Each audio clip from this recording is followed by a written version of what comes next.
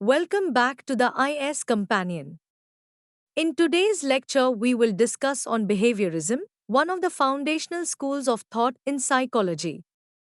Behaviorism focuses on observable behaviors, rejecting the introspective methods of previous approaches and emphasizing the role of environmental factors in shaping behavior. Let's delve into the key concepts: historical development, influential figures, and applications of behaviorism in psychology.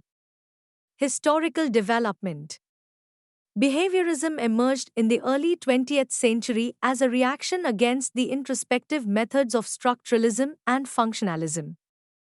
It sought to establish psychology as a scientific discipline by focusing solely on observable behavior. John B. Watson, often regarded as the father of behaviorism, Watson's seminal work, Psychology as the Behaviorist Views It, 1913, set the stage for this new approach. He emphasized the importance of studying behavior in a systematic and observable manner. B. F. Skinner, a key figure in the development of behaviorism, Skinner introduced the concept of operant conditioning, emphasizing the role of reinforcement and punishment in shaping behavior. His work on schedules of reinforcement has had a lasting impact on both psychology and education.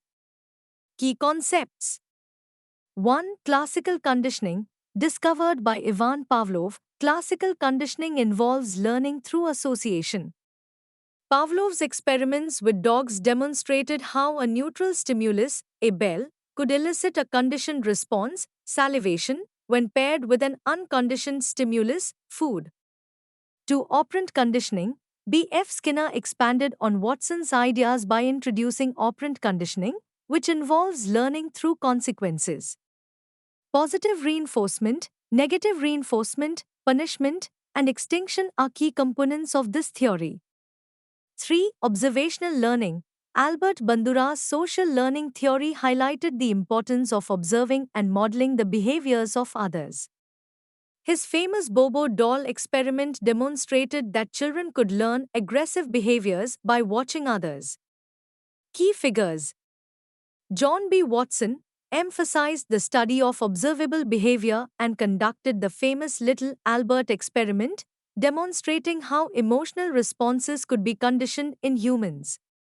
B. F. Skinner developed the theory of operant conditioning and conducted extensive research on the effects of reinforcement and punishment on behavior.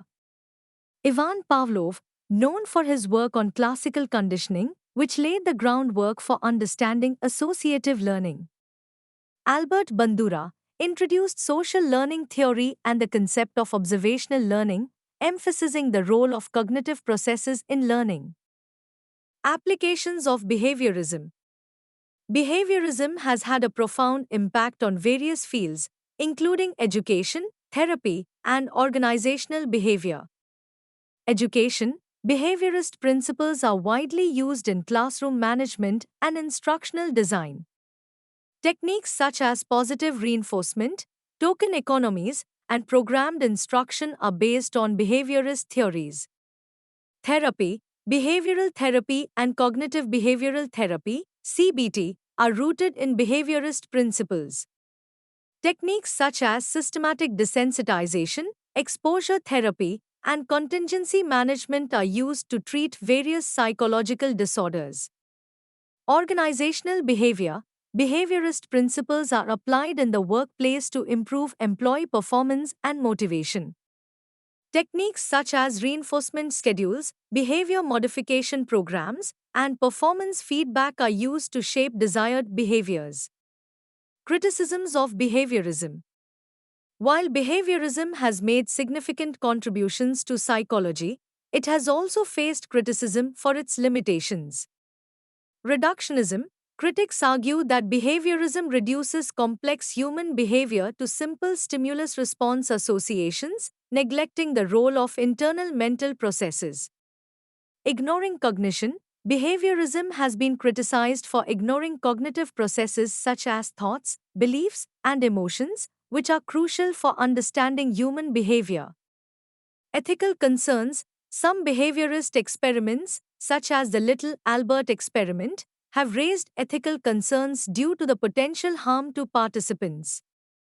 Conclusion: behaviorism has played a pivotal role in establishing psychology as a scientific discipline. Its focus on observable behavior and systematic experimentation has provided valuable insights into the mechanisms of learning and behavior modification. While it has its limitations, the principles of behaviorism continue to influence various fields, from education and therapy to organizational behavior. Thank you for your attention.